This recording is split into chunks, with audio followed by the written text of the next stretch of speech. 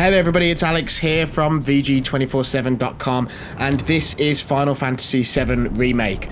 Now this is the same demo that was shown at E3 and at Gamescom, but Square has only ever released like cut footage that they've cut together of somebody within Square playing the game. They've never let us outsiders actually capture the game and show you live footage of us playing, and that is what you've got here, which is sort of exciting because this means it's going to be a bit more like what it looks like when you play the game, because it's being played by a real person who makes mistakes and messes things up.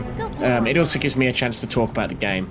And you know, there is a fair amount to say. I mean, even though this is footage that has been seen before, or at least an area of the game, not footage, but an area of the game, a boss that's been seen before, I think actually playing it a couple of times and sort of getting my head around it, I came away with some cool stuff I wanted to say. One major thing about that is the music, which let's just listen for just a sec. So you can pretty much hear there, this is a reimagining of the classic music that plays in the Mako reactors in the original Final Fantasy VII. It's great to hear these classic tunes remade. It just sort of helps to stoke the nostalgia, and there's some really cool nods to various tracks in the game, whether that's in the dialogue, piece of that you'll see later, but also in terms of how the music's handled. So like when you fight the Scorpion boss, that music is actually a mix of the boss music, the Those Who Fight Further from Final Fantasy VII, and the bombing mission music from Final Fantasy VII, so it sort of merges together two loved tracks. One thing I want to point out here is when you get into combat, you hear that? You get a up-tempo version of the classic Mako Reactor song, so that's sort of how they're handling that, rather than going into an encounter and having the music change completely to Those Who Fight or whatever version of that song's had a lot of names over the years.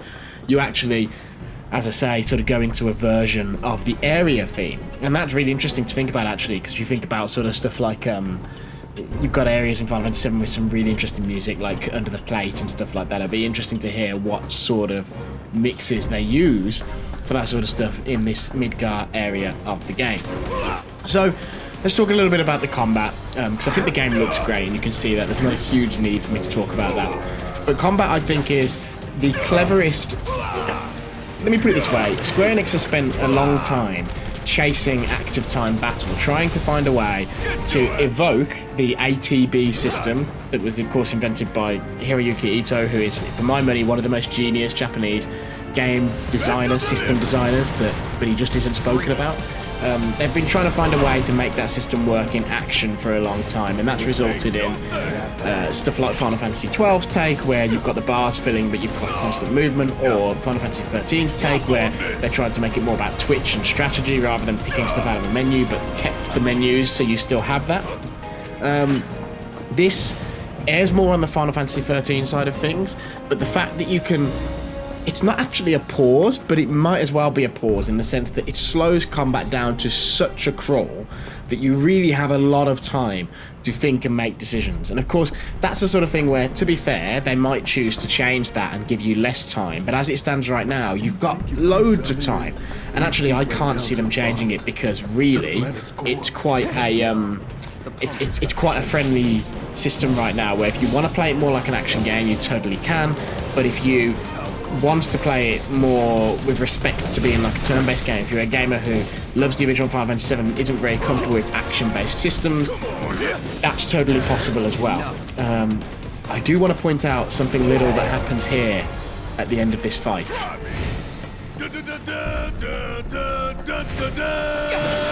So obviously that isn't all that new in the sense that that Prompto did that in Final Fantasy 15, of course, but it goes to show you that although this is a pretty gritty, dark vision of the world of Final Fantasy VII, they've still got a bit of a sense of humour about it.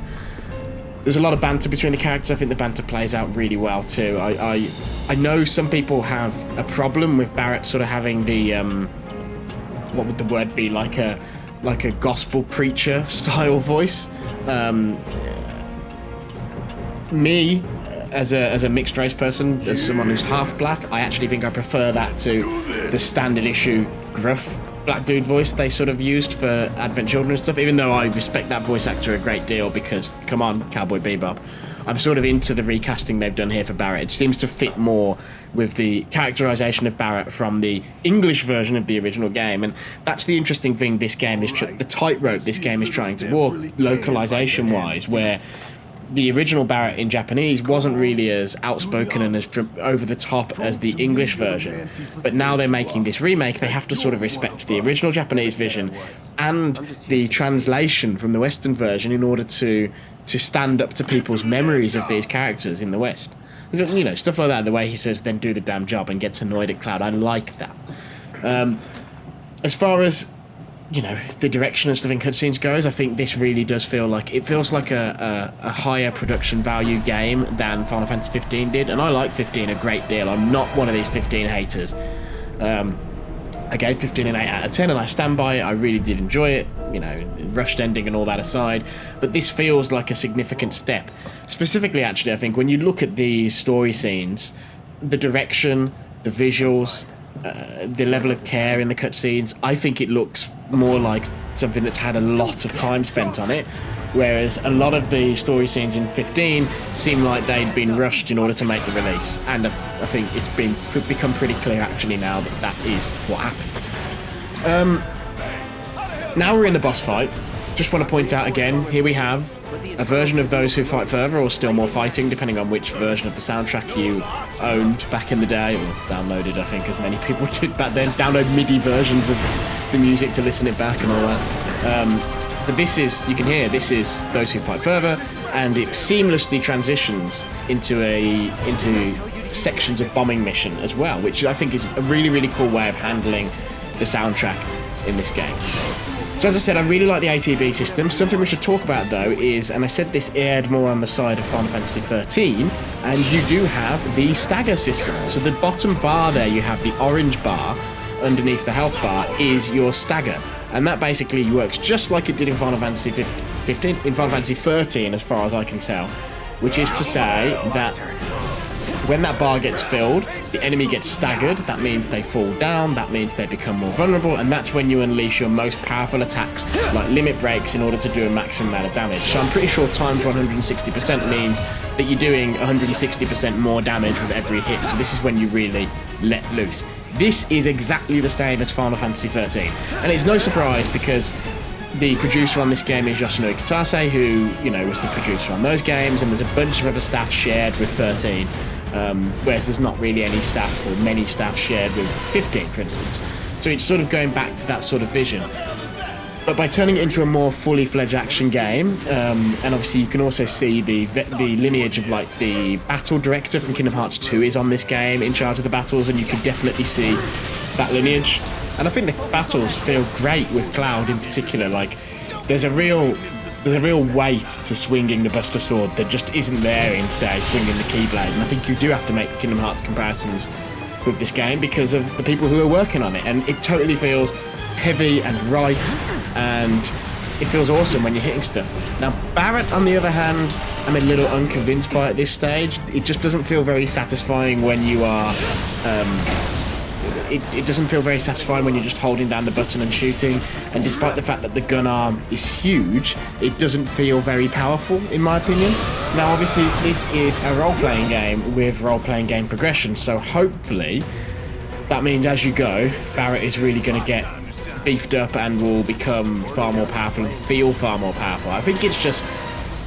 yeah, I can't explain it, but there's just something about Barret that didn't satisfy me quite as much as playing with Cloud. But the fact that, you know, Cloud feels great is a great start, and obviously there's time to tweak, and also there's a lot to be done in terms of balancing and changing things as they lead up to release. And there's the RPG progression, like I mentioned.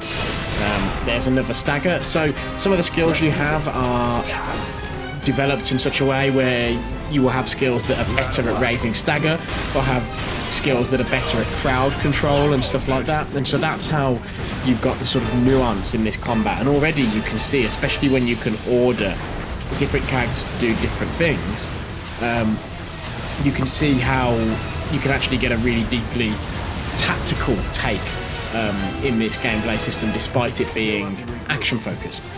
Everything there is pretty much delivered via the ATB bar, so that's the blue bar you see underneath the health bars in the bottom right there.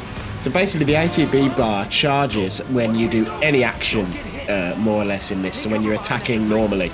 And each ATB charge that you have then allows you to use one of your attacks through the ATB menu. So anything like abilities, spells, items, limit breaks, all that stuff is governed by the ATB bars. Some actions will take up only one, some will take up both bars, and who knows, maybe later on you'll be leveling your characters to a point where you have multiple ATB bars. We don't actually know that just yet. There's also MP, so that governs magic. So magic costs MP, magic points, and an ATB cost to use. So, you know, it's sort of forcing you to go back to using regular attacks and then back again to ATB and back and forth in order to get that max damage. And obviously when you're playing this particular boss in an optimum way, what that actually means is you're sort of using regular attacks to charge the ATB bar, then using the ATB bar to do special abilities that sort of boost the stagger meter quickly, so stuff like Focus Thrust here, which actually really raises the stagger meter by quite a bit. And then once the character is staggered, that's when you want to unleash the high power attacks that actually do a lot of damage, because you'll get more damage that way. So you'll use stuff like Braver with Cloud, or you will cast lightning magic with Barrett, because obviously being a robot, this is weak to lightning. And then obviously you've got this sort of environmental hazards and stuff in this boss battle, and you will have seen all that at E3, but it's, like I say, I always think it's interesting to see this stuff played by a normal person, and this might not be the highest quality of play you've ever seen, but this is an example of what Final Fantasy VII Remake's combat looks like when it's being played by somebody who has only played it once before, so somebody who only has, you know, 15 minutes of play of the game under their belt. We are closing towards the end of the battle now, and I don't really have any footage I can use at the end. So I just want to say, do check out VG247.com for way more on Final Fantasy VII Remake. I've written lots about it, lots of nerdy fan analysis about the story and stuff. And don't forget to stick around on this channel, because hopefully Square will give us a couple more opportunities to play it, and we'll be able to show you some more aspects of the game. Yeah, so don't forget to give us a like, give us a subscribe, ring the bell, all that rubbish. It really does actually help us, I swear. Everybody says it, but it does actually help. And yeah, I really like Final Fantasy VII Remake so far, if you can't tell. I'm really into the combat, you know, despite what I said about not being that enamoured with how Barrett plays, I think there's so much potential here. And it's really exciting. I can think of bosses from the original game already where I'm like, that's going to be sick to play with this combat. So yeah, it's exciting. And of course it's out. It's got a release date. It's coming out in March. It's not just, you know, got some placeholder date. It's actually definitely coming out, which is awesome. So stick with us as we get closer to March, and we will have more on this, which is probably the most entirely anticipated video game remake of all time, right?